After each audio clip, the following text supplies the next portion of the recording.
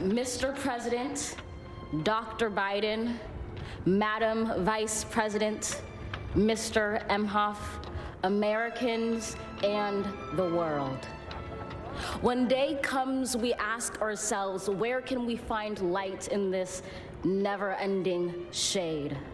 The loss we carry, a sea we must wade. We've braved the belly of the beast. We've learned that quiet isn't always peace, and the norms and notions of what just isn't always just is. And yet the dawn is ours before we knew it. Somehow we do it. Somehow we've weathered and witnessed a nation that isn't broken, but simply unfinished. We, the successors of a country and a time where a skinny black girl descended from slaves and raised by a single mother can dream of becoming president, only to find herself reciting for one. And yes, we are far from polished, far from pristine, but that doesn't mean we are striving to form a union that is perfect. We are striving to forge our union with purpose, to compose a country committed to all cultures, colors, characters, and conditions of man. And so we lift our gazes not to what stands between us, but what stands before us. We close the divide because we know to put our future first. We must first put our differences aside. We lay down our arms so we can reach out our arms to one another. We seek harm to none and harmony for all. Let the globe, if nothing else, say this is true. That even as we grieved, we grew, that even as we hurt, we hoped, that even as we tired, we tried, that we'll forever be tied together, victorious, not because we will never again know defeat, but because we will never again sow division. Scripture tells us to envision that everyone shall sit under their own vine and fig tree, and no one shall make them afraid.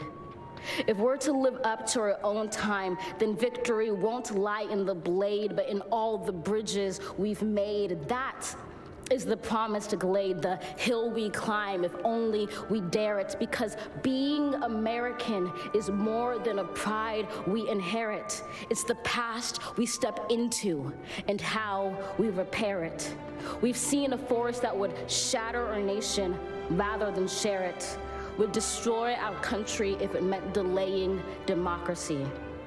And this effort very nearly succeeded. But while democracy can be periodically delayed, it can never be permanently defeated.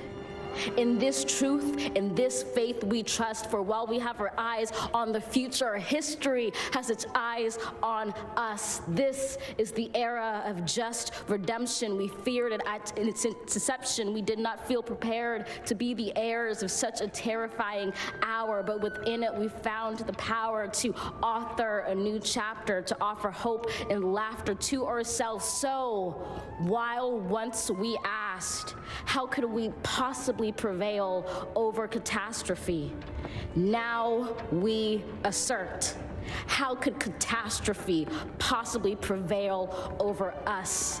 We will not march back to what was, but move to what shall be, a country that is bruised but whole, benevolent but bold, fierce and free. We will not be turned around or interrupted by intimidation, because we know our inaction and inertia will be the inheritance of the next generation. Our blunders become their burdens, but one thing is certain. If we merge mercy with might and might with right, then love becomes our legacy and change our children's birthright. So let us leave behind a country better than the one we were left. With every breath from my bronze-pounded chest, we will raise this wounded world into a wondrous one. We will rise from the gold-limbed hills of the west. We will rise from the wind-swept northeast, where our forefathers first realized revolution. We will rise from the lake-rimmed cities of the Midwestern states. We will rise from the sun-baked south. We will rebuild, reconcile, and recover in every known nook of our nation, in every corner called our country. Our people, diverse and beautiful, will emerge battered and beautiful. When day comes, we step out of the shade, aflame and unafraid. The new dawn blooms as we free it. For there is always light, if only we're brave enough to see it, if only we're brave enough to be it.